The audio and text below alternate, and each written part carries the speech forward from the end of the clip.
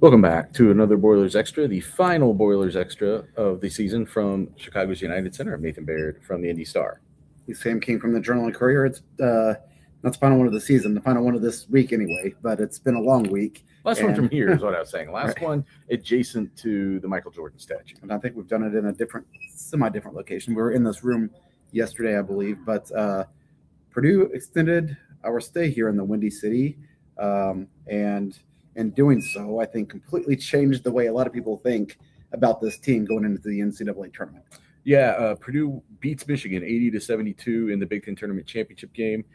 That victory, I think, as much as anything, yes, winning 4 games in a row helped them, but I think that victory and how sort of emphatic it was at times in the second half, I think pushed Purdue up to the 2 seed, and they will now open the NCAA tournament against Queens University in St. Louis. So we had talked last night about what's going to have to happen for them to get to St. Louis. I thought that if they got to a 2, I didn't know if that would actually work in their favor because there was other teams that could maybe be the 2 and end up in St. Louis. And actually Iowa State, I think, is a 2 playing in St. Louis, but shows what I know. Anyway, we'll get to that at the back end of this, but let's talk about this game. Let's talk about this performance all week. And we talked going into this thing, like as the preview, like what does Purdue need to accomplish this week? And I don't think at the time we were thinking, oh, they have to go win a championship to prove something. I thought it was really mostly about, are you playing well going into the NCAA tournament? Can you confidently say we're playing some of our best basketball going into the NCAA tournament? And I thought if you got into a game with Michigan, you were going to be playing your 4th game in 4 days. It's not easy circumstances under which to now go play Michigan. And do you at least put a better effort out there than you did the first time when you got down by 20 in the first half on your own floor and you're playing from behind the whole time? And that opening salvo of the second half was as good a basketball as Purdue has played probably all season. Yeah, I actually asked Fletcher Lawyer about this after the game. I said, in your 8th half in like 70 hours, you looked as fresh as the first game of the season. How did you manage to accomplish that against a team that had played one less game this week, that has blasted every team almost it's played all season, has 2 losses by a combined 8 points? And his response, I didn't think of it this way, but it makes sense. He said, yesterday was the hard one. You're playing your 3rd game in as many days. You're sluggish. Obviously, UCLA had that too and had some injury setbacks. But he said, when you get to today, you're playing for a championship. Adrenaline's carrying you. And I think Lawyer hitting that 3 to start the second half, it just felt like, man, what a lift to come out after Michigan had tied the game on a final second play before the half. And then Purdue rode that momentum and put Michigan in a position it hasn't been in all year. They were down by double digits for a good portion of the second half, chasing. Yeah. And every time they hit a 3 to get within 7-8 points, it felt like a huge shot, but Purdue would respond. And I just thought that was a master class of Purdue basketball for the final 20 minutes there, and probably the kind of play that people thought they'd see all year long from this team that hasn't been consistent. But over the course of 4 games here, it mostly has been. Yeah, if they didn't respond with a basket when Michigan would hit those, they would at least respond with a stop. Michigan wasn't going on the kind of runs that just absolutely have bent opponents to their will all season long. They did not go on the kind of runs that we saw in Mackey Arena on February 17th, where they went on a 16-0 run and an 11-2 run in the first half. And now Purdue's back on its heels and just trying in vain to catch up from there. And I think Michigan's longest run of the day, I wouldn't even call it a run, 5-0. That was the most. They didn't score more than 5 consecutive points at any point in this game. I wonder how many times they've had a game where that was true. I need to go look that up, because this team is just built they're just a machine that is built to go out and go on the attack like that. And I thought that was the most significant thing about this game. Well, 2 things. It was just not letting them have the runs. And then number 2, one of the ways that Michigan can create those runs is by being one of the best defenses in the country. Teams are going to make mistakes. They're going to turn the ball over. They're going to turn that into points. Purdue won the points off turnovers today, like 13-2 or something. They only committed 2 turnovers against the best defense in the country, 0 turnovers for Braden Smith in 38 minutes. And for all the things he did today, 14 points, 11 assists. So he's 1 shy of tying Hurley for the record. 5 rebounds. 5 rebounds, 3 steals. But to me, 0 assists, 0 turnovers. I mean, definitely a lot of assists. 0 turnovers in 38 minutes against the best defense in the country. And they came out in the second half and were double teaming him and making him give up the ball and not letting him facilitate the way he had during that just sort of brilliant stretch to start the second half.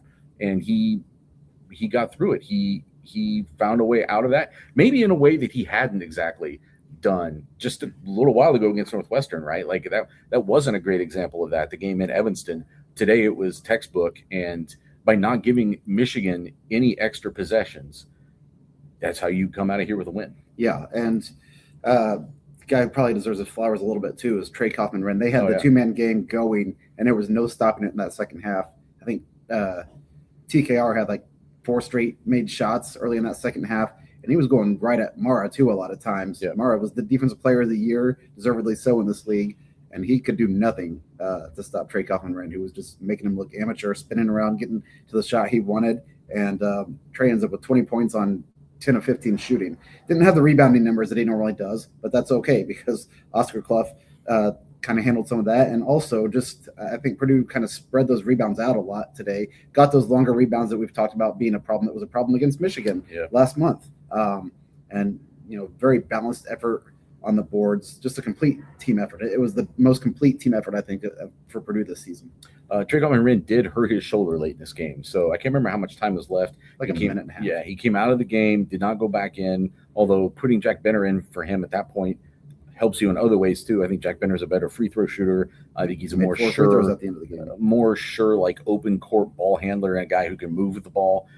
So it kind of worked in Purdue's favor at that stage of the game. It obviously doesn't work in Purdue's favor if Trey Kaufman-Renn can't play. We didn't talk to him after the game. I don't know that anybody in the media talked to him after the game. I think he was getting treatment. He wasn't in the locker room that I saw. He was not brought to the post-game press conference. So we don't have an update on his status. I did ask Matt Painter, who said, I've been doing media since this game ended. I haven't talked to him. Yeah.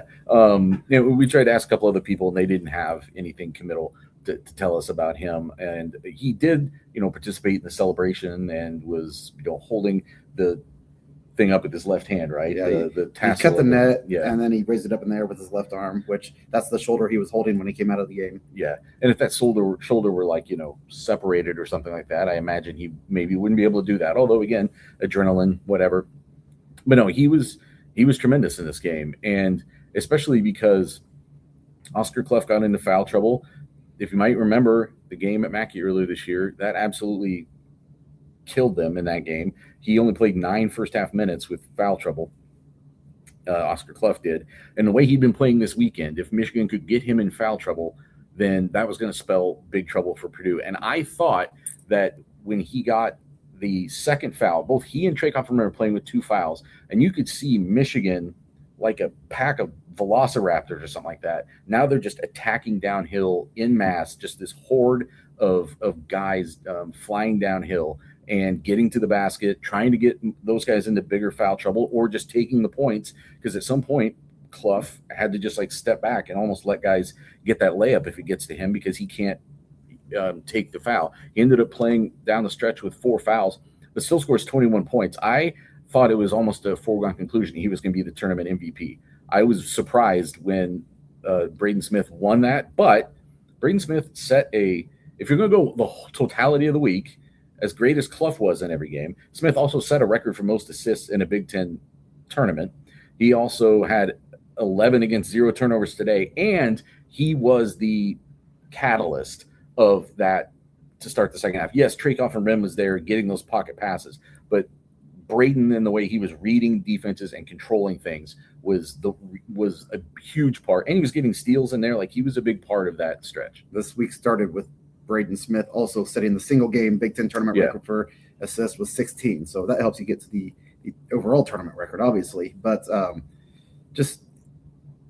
I guess, I thought there would maybe be one more guy you could throw on that all tournament team, but there's only 5 spots. 2 of them went to Wisconsin players, and Wisconsin didn't even play in the finals. So I don't know how Michigan feels about that, getting one player on there. But the big thing was, accolades aside, I think Purdue feels like it had its best performances at the right time from Fletcher Lawyer, from Trey Kaufman-Renn, from Braden Smith, definitely from Oscar Clough. Daniel Jacobson, I talked to him today, and he said, man, yesterday felt good. I felt like I got back into the flow of things a little bit. He didn't play a lot today, but because of Mara, I don't think that was a good matchup for him. Ends up playing, I think, 3 minutes. But Jack Bender was huge this week. Omar Meyer did a lot of good things, didn't contribute much today.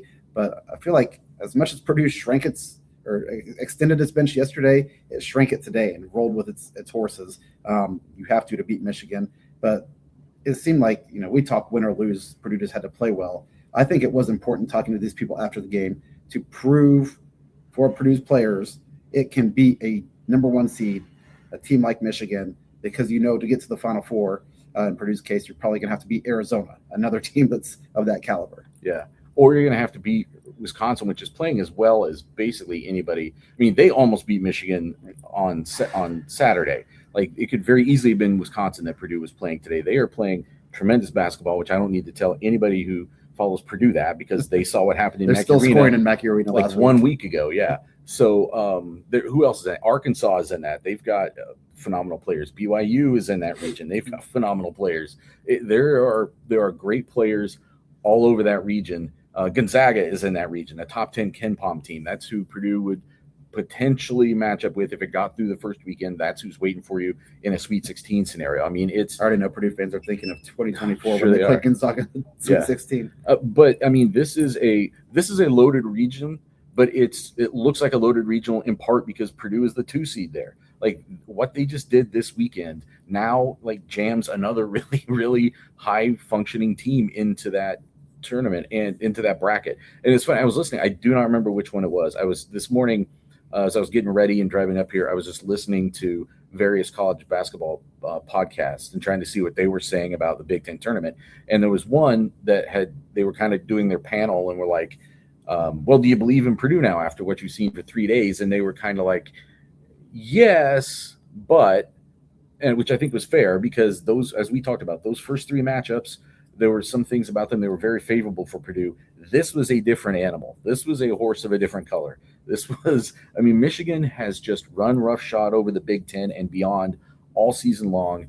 And with the kind of athletes they have, the versatility they have, the defensive stature that they have, this just felt like a different test. And for Purdue to come out and not just win it, but to solve it in such a confident way is more than I think they could have almost hoped for coming into this week. Yeah, and listen, this week wasn't without frustrations. Braden Smith was clearly not happy with the way he was shooting, so much so that he tore his jersey off, put a different one on, and then turned into a good shooter, apparently, out of nowhere. But I think there's something to that, by the way, not the jersey, but that just he finally – I'm writing about Braden Smith for, I think, Tuesday morning for IndyStar.com, but it's – him getting this close to the record, I think, is big. But I think even more than that, it might have been that moment of catharsis to just like rip that jersey off out of frustration and like put that emotion somewhere else, put it on this inanimate object, and then just go back out there and play Braden Smith basketball in a way that I don't think we'd seen in a while. The story kind of writes itself. Yeah, he went 6 for 9 after starting 0 for 3. Once he started wearing number 41, he was something like 3 of 22 or some wild. Before he changed his number. He's still not hitting threes. He went over 3 today, but nobody was shooting well at United Center. It didn't seem like this week. Michigan didn't shoot well today. One guy did, and he plays for Wisconsin, and he scored 18 straight points hitting threes. Okay, that is fair. But for the most part, Purdue as a whole didn't shoot very well here this week, and I think that was also important. That this was kind of, even though he scored 80 points. You could say this falls under the category of like, well, what kind of performance does Purdue turn in if it's not hitting shots? Because I've always thought of that relating to 3-pointers more than like looks around the basket, right? And they're not hitting threes today. They don't have the advantage on the offensive boards that they did. They got doubled up on the offensive on second chance points today, more than double. I think it was 14-6 for Michigan. So that had been avenues to winning for them throughout the season. Both of those were sort of closed off, and yet they still come out of here with what was for most of the second half, like you said, a double-digit lead and win over what had been not just the best team in the Big Ten all season, but one of the best Big Ten teams ever. Yeah, like ever. Matt Painter put it up there with like the Greg Oden, Mike Conley, Ohio State team yesterday, and said like D. Brown, Luther Head, like those guys from Illinois in 2005. And then he said there were a couple of Izzo teams that he might throw in there too, and maybe like the Cody Zeller, Victor Oladipo, Indiana team. But it was a very short list. He's been around this league for a long time, so that tells you right there that this Michigan team is legit. And listen, it was 31-2 today. Like that's enough legitimacy without all the extra people pouring it on. But that's why I think this is a big win for Purdue, to say like that team almost beat Duke on a neutral court. That team was, 8-9 points away from possibly being undefeated at this point. And you go out there and I don't want to say took the team to the woodshed, but you imposed your will a little bit against a team that's done that all season to other teams and thumped some of the best teams in the country by a lot of points. It's funny you use that phrase, because as I was watching this game, I was thinking back to something that Matt Painter said after the Ohio State loss, which was in some ways an even more frustrating loss for them than the Wisconsin loss at home. That they were kind of just at a loss after that loss. They didn't really know what to say to explain why this wasn't working, why this wasn't coming together. And Matt Painter, I don't have the full quote here, but he called on Purdue to, quote, impose our will on some people through our determination. And he said something like, "We're not there." And it was another indication, similar to after the Indiana game, where it was a guy who I think, and he's alluded to this too, like if he didn't think they could do it, he wouldn't come in there and talk about them that way. He would come in and give you coach speak BS, but there would be legitimate reasons why this team couldn't win at that level. And instead, there was what had kind of defined, I think, the back half of this season was a frustration of not a frustration of the losses necessarily, but a frustration of why this team wasn't getting to where it felt like it should be. And it was a frustration evident in the players.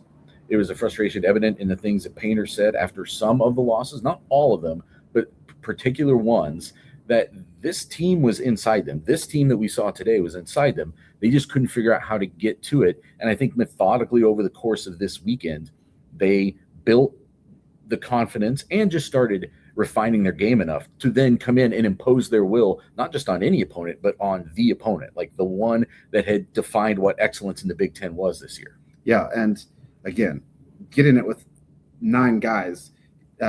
Jacobson, again, did not contribute much today, but maybe got his mojo back a little bit against UCLA. I feel like every guy in the rotation can come out of this going into Friday night feeling like they're contributing to the best basketball Purdue's played all season long. And, think back to whenever it was August when we're at Big Ten Media Days here in Chicago.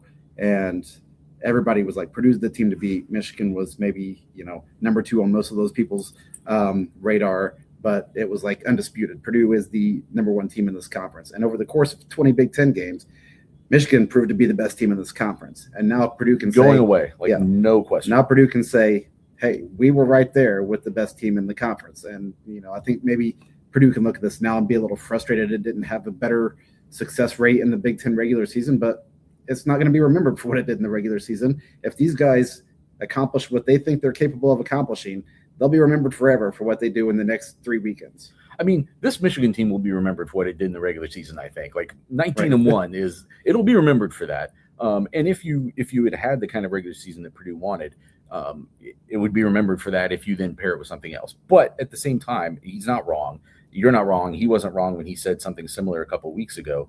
And it's just one of those things that this team, the first 7 seed to win the Big Ten tournament, but there's rarely been a 7 seed this good, right? Like in the Big Ten tournament. Said this is the deepest he's seen this league. And Purdue wasn't probably supposed to be a 7 seed. This isn't a thing where they were underseeded the way you can be in the NCAA tournament, where it's an evaluation. There's 20 games to determine where you're just your record. Like your record was the 7th best record in the Big Ten, so that's just where you were. But I thought that that was among the many things that kind of put a chip on their shoulder this week, and to use that cliche, and it was impressive. I mean, this team is playing its most complete basketball of the season. You could go back to the way some of the things we saw in November, whether that was the Alabama win, whether that was the Texas Tech thrashing. Like they were doing some things early this season that led you to believe that they were on the trajectory, right? And then defensively, mostly it just didn't happen. And I thought in the second half of this game, they get off to that run at the start of the second half, and then defensively, they made Michigan either have to beat them from the perimeter, which is not something that they are um, built to do. Like I wouldn't say it's a weakness of theirs, but it's one of the things that isn't like an obvious strength of all the strengths that they have. Or they were going to make them have to beat them downhill again. And I thought Purdue's guards, for the most part, just did a really good job of doing some of the things that they didn't do that well all this season, which was just staying in front of their guy, communicating, playing connected defense. Michigan just really couldn't get anything started with any consistency in that second half. Yeah, and who's going to watch this film and think like, oh no, it's going to be Queens University. Let's transition to that. We don't know a lot about Queens yet. We do know that they've played 5 power conference teams this season and gave up 102.6 points per game. There you go. 3 of them are NCAA tournament teams. The other 2 are Wake Forest and Auburn. Miles Colvin, former Boilermaker, had a career game against Queens, scoring 33 points, hitting 7 threes. And then I think Auburn, Virginia, Villanova, and forgetting somebody in there. But they played a legit non-conference schedule and won the ASUN tournament as the number 3 seed, upset Austin Peay and Central Arkansas along the way. It was 0-3 against those teams in the regular season. So proven to kind of face some adversity, come back from it. It's a team that's very balanced. A team that when I look at the numbers and what's on the Queens roster, I don't think should be a problem for Purdue. But These teams have been a problem for Purdue over the course of the last decade. Yeah, at times. Listen, I think the biggest deal is not them getting the 2 seed. And it's not even really that they are going to St. Louis, although it's nice for some of us that have to travel with the team. It's nice for people who have a fantasy baseball draft on a Saturday night. the shall remain nameless. It's an auction, actually. It's not a draft. Let's put some respect on it. It's the not having to play until Friday. That was the other thing that we brought up in the whole like St. Louis Greenville debate was like it wasn't just the reward of being closer to West Lafayette. It was the reward of either playing Thursday or playing Friday. And from talking to the guys in that locker room tonight, there was, I think, universal approval of the fact that they don't have to play another game until Friday, having just played 4 in 4 days. Because then the way this works is they were getting home Sunday night, late Sunday night. They flew out of here, I guess. I don't know if they bust, whatever. They got home late Sunday night. By the way, I hope everybody watching this is safe in West Central Indiana. It sounds like it's pretty rough out there right now. But they're going to get home late tonight. I assume they would usually like to give them Monday off, but then Tuesday is going to be a travel day. They have to be out there Wednesday for those practices that they run on Wednesday, and then you're playing Thursday. And depending on who else is there, especially if they'd been a 3 seed, whatever, like maybe they're playing early in the day on Thursday. Like there were definitely a route here, and we don't know how bad Trey Offerman's shoulder is hurt, and we know how bad Jack Benner's hand is hurt, and we know that a lot of guys there have bumps and bruises, and that extra day I think is massive. I think they can give them like a legitimate day off maybe on Monday. They probably have to, like that's a heck of a run, and then you can kind of get into a more normal progression for a road game from there. Yeah, and Fletcher Lawyer said it this way: he's like, "I'm glad what we accomplished this week was rewarded by getting a Friday game and getting a more favorable location destination for them to travel to." I don't know if that would have happened if Purdue didn't win today, or that certainly not if it didn't at least get to today. There's probably just at this point a couple interchangeable pieces based on if Purdue wins or Michigan wins this last game. But it works out definitely to play Friday night in St. Louis and hopefully be back at full health. None of these guys know anything about Queens. I was asking every player, Nor do I expect them to. Have you heard of Queen's University? Do you know where it is? No, I've never heard of it. But one of the reasons they wouldn't know, this is their first year of eligibility for the NCAA tournament. They transitioned from Division II in like 2022, and there's like a grace period where you have to go through before, and it's done. I don't know why it's that way. If you're good enough to be in the Division I tournament, you should be allowed to be in it. But yeah, so the thing that CJ Cox did say is we'll treat Queens like we treated Michigan, and yeah, if that's the case, the same thing. Yeah, if that's the case, Michigan today, that doesn't bode well for Queens because it does not have the talent of a Michigan. But his point was, we will know everything we need to know about that team before we take the court Friday night.